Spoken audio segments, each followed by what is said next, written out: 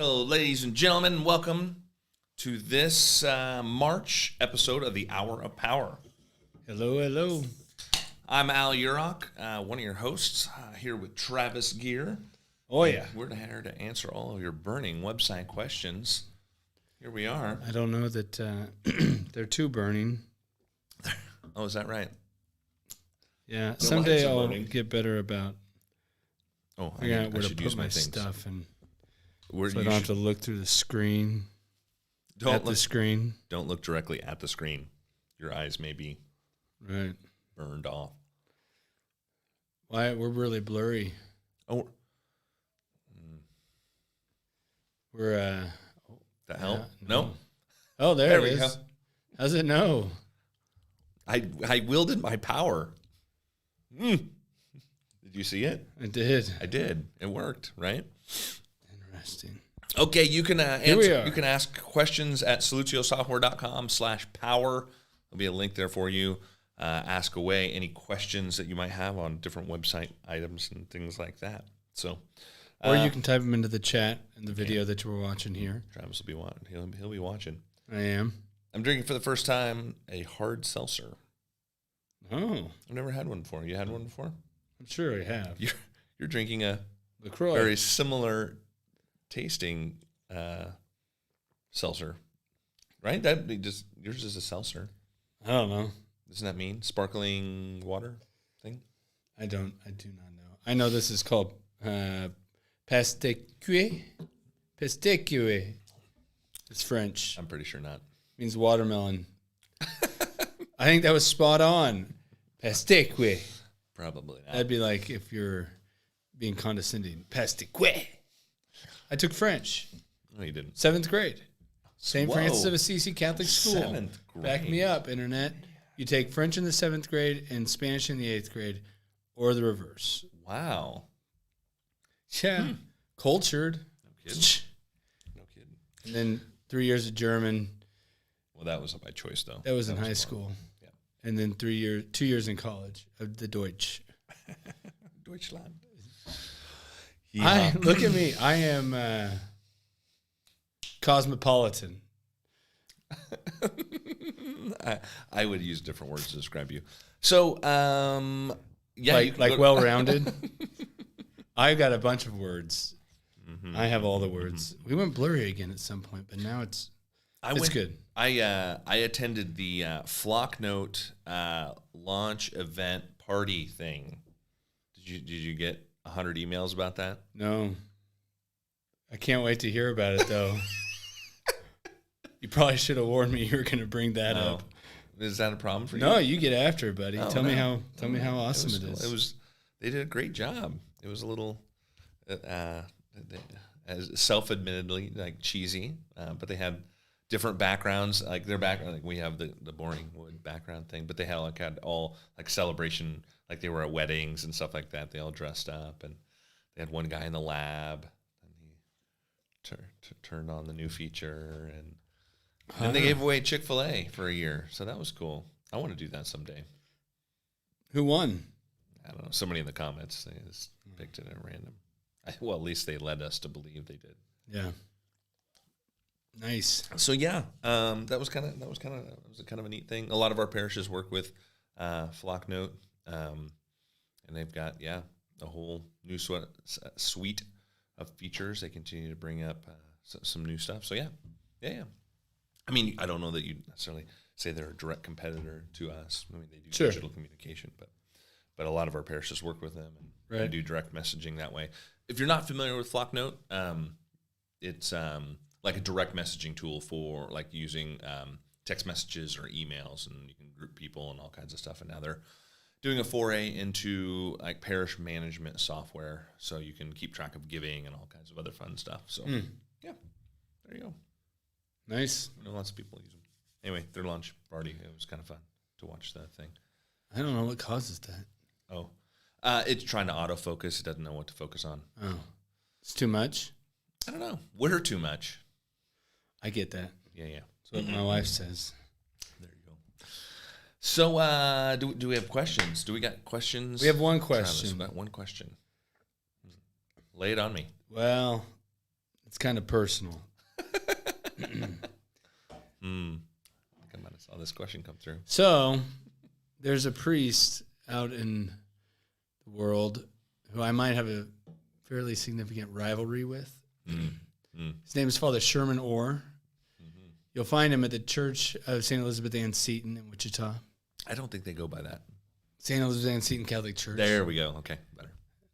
It's not Magdalene. I hate that name, by the way. The Ohio State University. The Church of the Magdalene. Anyhow, we won't talk about that priest. Okay, this priest, Father Sherman Orr, St. Elizabeth Ann Seton Catholic Church and School. We play racquetball together every Thursday. You know this, Al. Oh, yeah. When I win, he intentionally drills me with the ball. I'm revealing this. A little tradition? Like, at first I thought it was back wall and oh no, this is it. No, at first I thought it was accidental, and then I realized no, he's trying to kill me. One time he tried to detach my brainstem from the base of my skull, but I persevered. Did he use the ball or just skip the ball right to the racket? In the moment, I don't know that I could have told the difference. Just a hot white light. Yeah, but no, it's always been the ball. Anyhow, so he put a question through. So I will read it. Why are Travis's biceps so puny? I wish this camera over here worked, but that's okay. I could have given you a close-up. But this is just going to have to do. I can't help it, Father Orr. I don't work out as much as you, so that's all I got. Anyhow, that's not related to the web, and hopefully it gets some comments. Let's see if we got anything in the chat off that. No, you can go to salutiosoftware.com/power. Ask your questions. What? That's all we that's got. the only question we have, so I tried to draw it out as long as I could.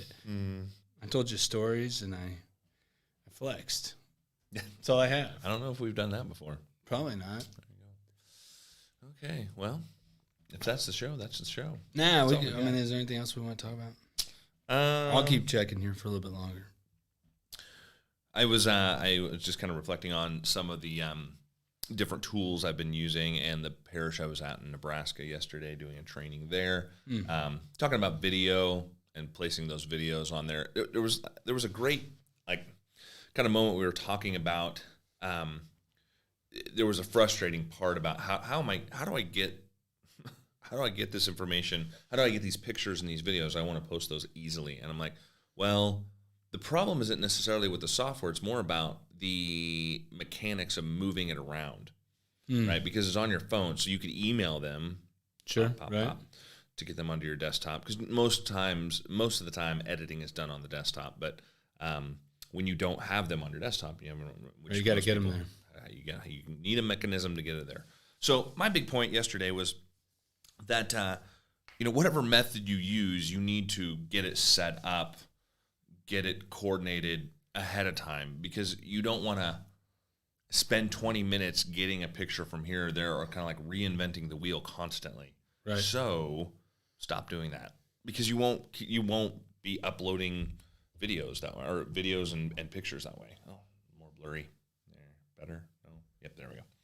I got to fix. You can fix that. It won't try to autofocus. So you got to find some mechanisms to make that easy for you. There are many ways to do this. For me, I use seltzer everywhere. Oh well. Now do I punch mine? We're punching our drinks. Whee! Oh, here we go. I wonder if it's sticky, like a soda or something. Not as much. That's good. Yeah, I've spilled. Tony's gonna eat my lunch. Oops, sorry about that, Tony.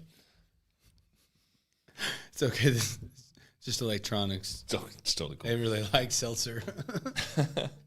Just like me, they love seltzer. Okay, so we're here. Careful which picture you upload. I know. I don't want to play that one. I know that. So I use the program. I use Google Photos. So that's an app that you can get on any iPhone or any Android phone. When you install Google Photos, one of the things it's going to ask you to have access to your photos, and then it's going to back those up into the cloud. So this is a mechanism that you can set up once, and then going forward, your photos will always be in a place that you can get to on your desktop. Just super, super duper easy. Photos and videos. Without even thinking about it. That's where we want to get to a place where we don't even have to think about it. Like they're already there, ready to go. So you need a Google account. So I kind of had to explain to folks about that. They were worried about that you had to create an email address. But if you type, new Google account, and I'll open that up. On this page that you get to create a new Google account, instead of having it create a new email address, just have it say, use my current email address. And then you can use, whatever, if that's bob@abc.com, whatever that is, it's just going to make that so that's your login to get into Google's tools.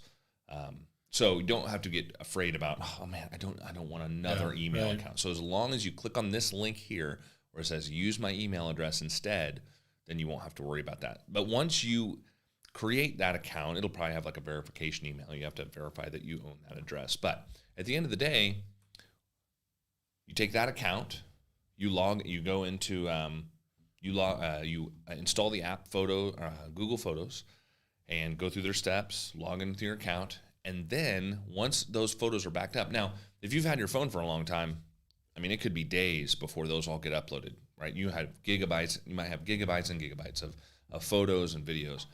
One of the persons at the training, they were like, is this app very big? Like I don't have much room on my phone. I was like, well, actually, it's going to help a lot. It's going to help a lot because once you install it, which is not a very big program, then it will. And so once all those things are backed up, it'll give you a little message that you can basically get a lot more storage on your phone by deleting them off your phone because they're in the cloud, and it can save you a lot of room going forward. And then as you take additional pictures, you don't have to worry about space nearly as much.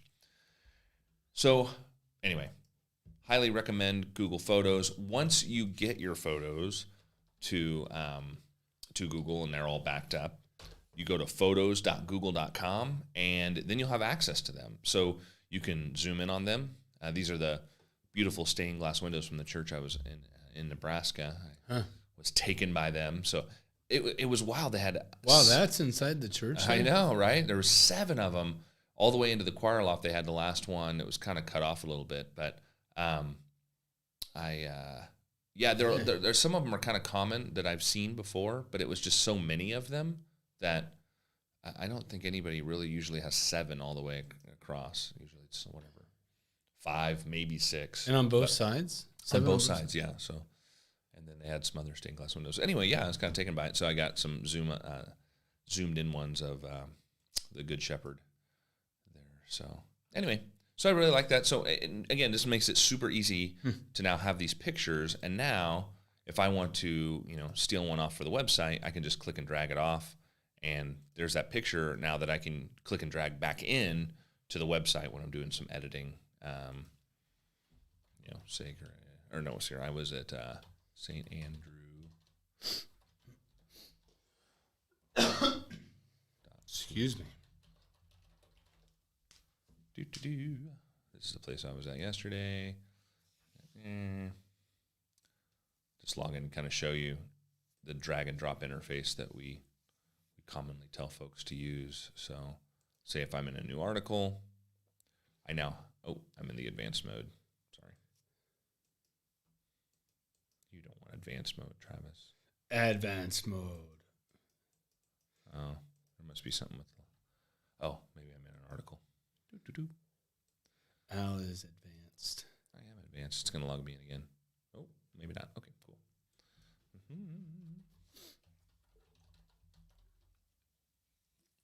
Oh, no, I have to read again.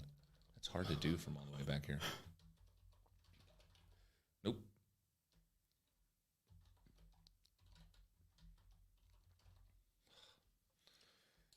Boy. I have to type it perfectly because I can't. You want me to go? I can stand over there. You want me to go over there? My cord might stretch. I got it. Oh. Guess it didn't stretch. I won't make that mistake again. Okay. All right. Sorry. Back into like regular person mode. Okay. So basically you can click and drag items in. Whenever you drag something in and something happens, and this is kind of just common practice amongst different applications, you'll have some kind of either like color change or border change.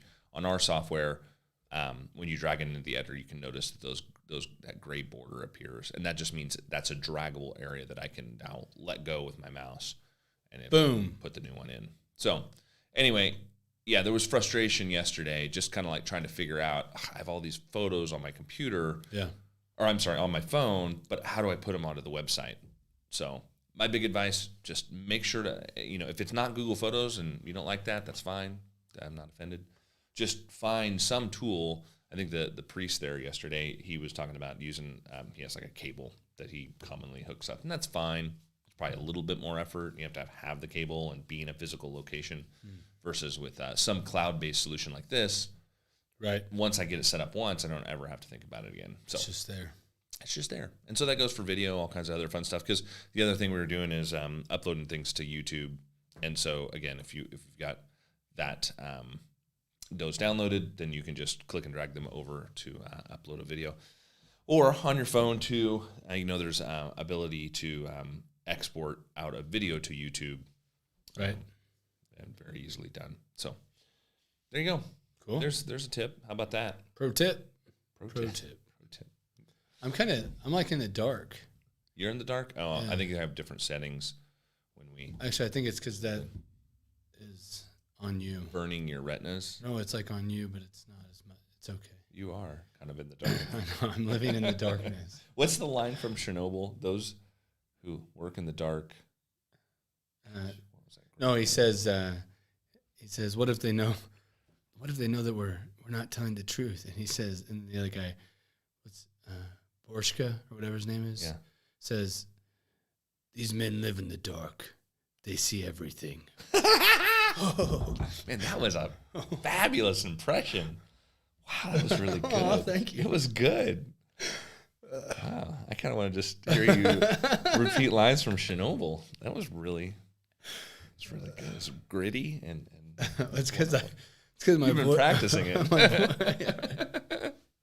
My voice is a little off because I went in the sauna and almost died after I played racquetball today. Well, it's doing it for you, man. Whatever it is. Highly recommend the series Chernobyl. That was a good watch. It was awesome. Yeah. Yep. Pretty wild. So. All right. Oh, sorry. Yeah. No. I was going to wrap it up. Yeah. Wrap away. Wrap it up. Wiggity, wiggity, whack. Wrap it up. No, that wasn't as good. That was more like Batman. That was, the miners. All right, sorry. Here we go. We can go back. All right. So when's our next one? We've got them scheduled out. It'll be in April sometime. I can look. One after the other. And on your calendar? Oh, yeah. Here, I'll tell the internet. Tell the world. Hour of Power. Wow. Thursday. Is that right? Yeah, Thursday, April 15th, 3 o'clock. Same time. 3. It's only like 3 weeks away. Awesome. There you go. Boom. It'll be after Easter? Oh, yeah. Oh, yeah. Easter's a week from this Sunday. I got to switch that. It's okay. All right. That's all right, That's folks. where we are. Well, thanks for joining us. If you have questions, you can ask them at any time. SolutioSoftware.com/power. And then we'll get to them on the next show. Appreciate you joining us. And thanks, guys. We'll see you later. Peace out. Ba-dum-bum, ba-dum-bum. Got a mess.